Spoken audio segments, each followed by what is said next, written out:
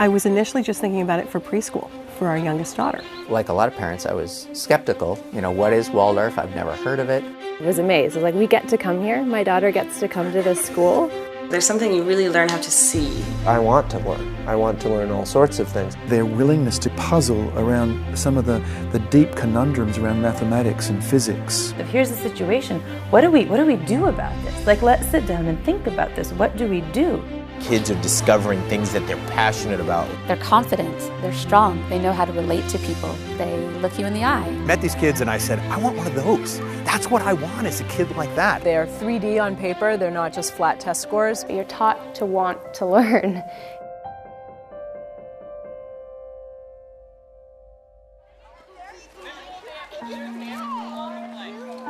We didn't have the intention to look for a Waldorf school or a Montessori school.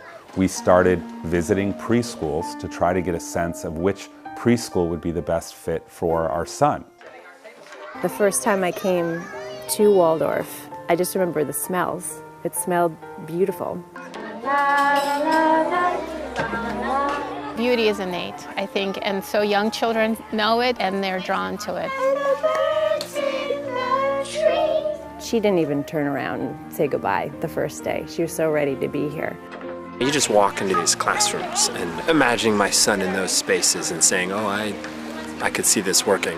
When I think of early childhood, I think from 0 to 7. Then we have such very little time just to treasure movement and play and healthy rhythm and healthy routine. The basis of Waldorf education is the understanding of the human being that comes through the work of Rudolf Steiner.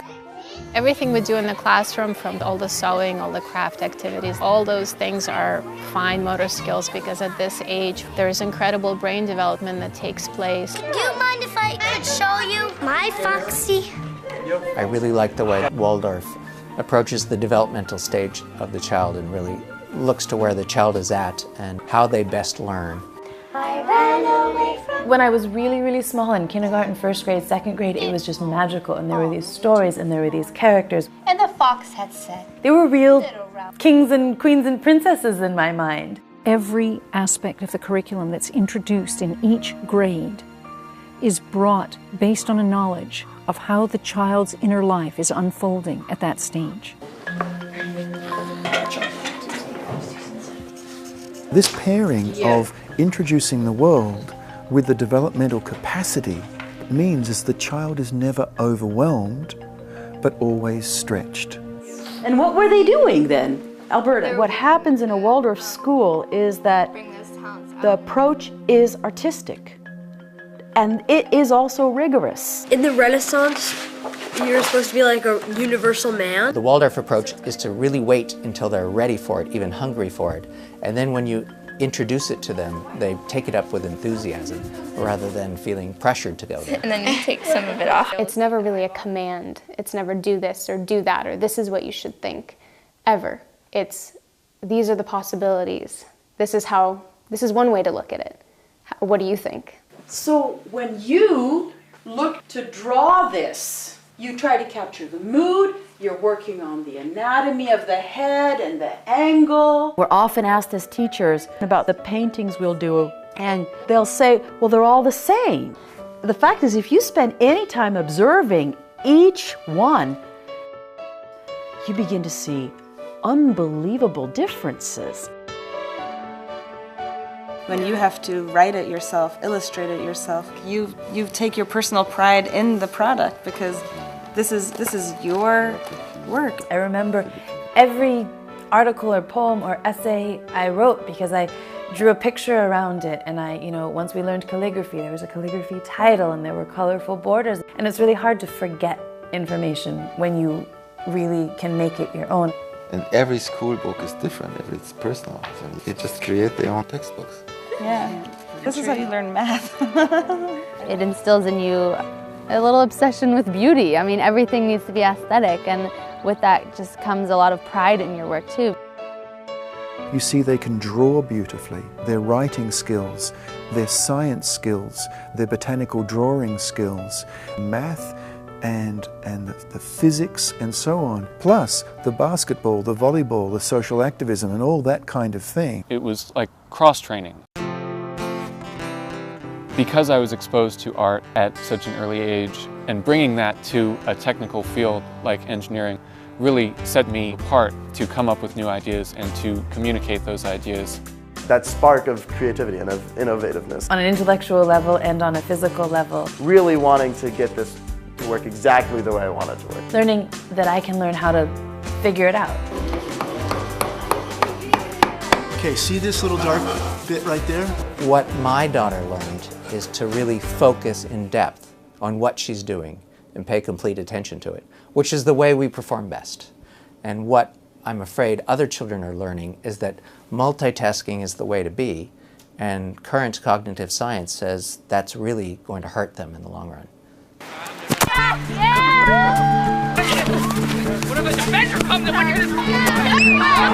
As a father with a son here, I mean, I want him to develop, you know, his physical abilities.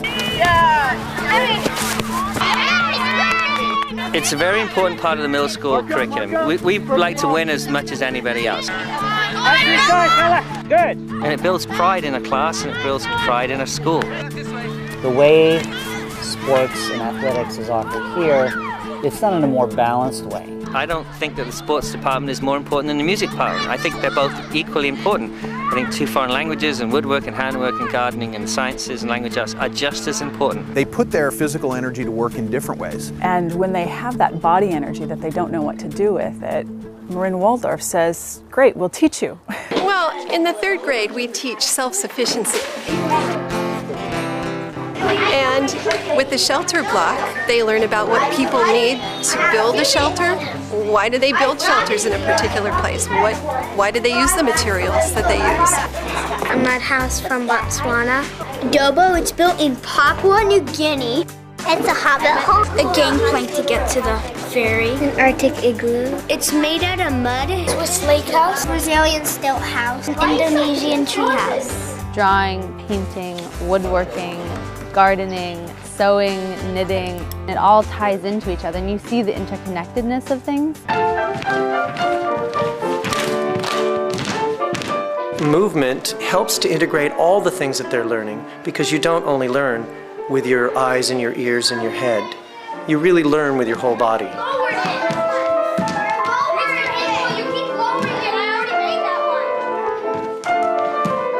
The biggest question that comes up is, what if you get a teacher you don't like? What if you get a child that you don't like? You can't just not like your teacher and sort of sit in the back and get away with it. You have to work through things. There wasn't like, oh, those cool kids, or you're not cool so you can't be friends, or you know, ostracizing a girl for her looks. Being able to look people in the eye and say, you know, I disagree with you, but you know, that doesn't mean we're enemies. That doesn't mean we hate each other. The beauty of this curriculum is that you've made that commitment to go that much deeper. The deeper the commitment, the deeper the respect and rapport that a teacher will have with a student, the better that student will do. Who can make a declarative sentence? As they get older, they become more interested in doing what you want them to do because of their love for what they're being taught. And in the younger grades, their love is more for the teacher who stands before them. My children love their teachers, and the teachers love my children. And when the teacher loves the child blossoms. And when the child loves the child can learn from the teacher. That's an essential ingredient in education. The teacher becomes a representation of the best of humanity.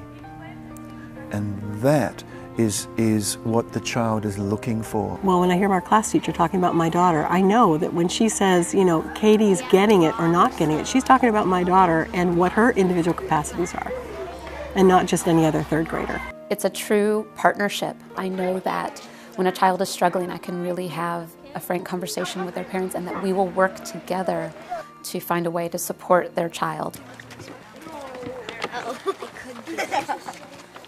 In the beginning, I was quite jealous because Rudolf Steiner has given almost everything about the child to the teachers. When he talks about child development, he gave them a key to how to heal through education, because education can make ill and education can heal. We had this experience with our son Eli. He was very shy, and the other schools made us feel like this shyness was going to be a major problem. And Marin Waldorf School said, nope, Eli is going to come to the world in his own time. And if you just, let him come to the world, he will come. And he did come to the world. And I think it was because there wasn't this incredible pressure to make him do it when he wasn't ready. These little bees were working so hard, making delicious honey. What you see is this unfolding experience of leading the child into the world in a way that has patience about it, that has grace and space.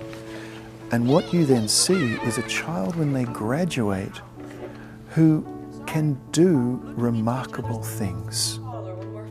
We're often asked as teachers, are you preparing them for the real world? Are they going to be able to get into this high school, that high school, this university? And I think we're selling ourselves short if that's all we're looking for. Because my answer would be yes, and more. People who can also think outside the box, people who can create new forms. That first semester in high school was a time of having to adapt to a really different kind of learning, but I had learned how to learn really well. Yes. They come to high school with a good sense of themselves, and I know they also know how to be in relationship with adults. And they are prepared, I think, as thinkers and writers in ways that many other students aren't. They don't just do the status quo, they'll go one step beyond, and there's too many kids that have the same test scores. We want to see students that kind of pop off the page. I took my creativity and my initiative that I used as a child and said, I see something that could be created, and I'm going to use my imagination to picture a better world of something that we could create here in Shanghai. It's not just on the level of development of the intellect, but it is this whole human being, this physical, intellectual, emotional, and spiritual component. It's spiritual without being religious in the sense of organized religion. It's not preaching morals to the children, but allowing them to find their own moral within different stories that they hear or different lesson situations that come up. The values they're teaching the kids in the classroom is helping the parents keep those values at home, and I think we are making the world a better place.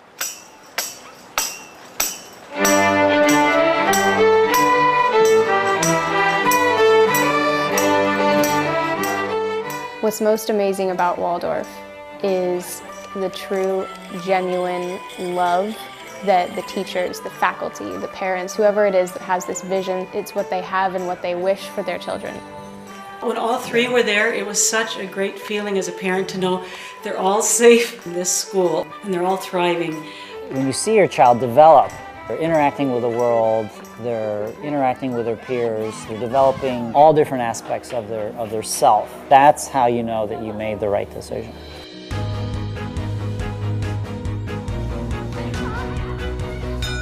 There's not one person who dictates what Marin Waldorf is. There's not one person who dictates what even Waldorf education is.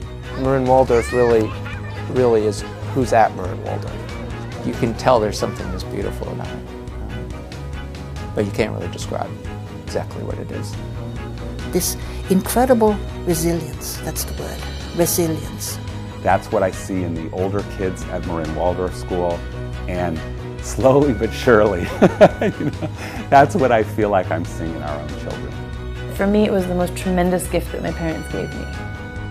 I will keep Jonah in this school because not only will it teach him to be smart, it'll teach him how to work and use his hands and be productive, and it will teach him how to be fully human. So why wouldn't you not want that for your kid?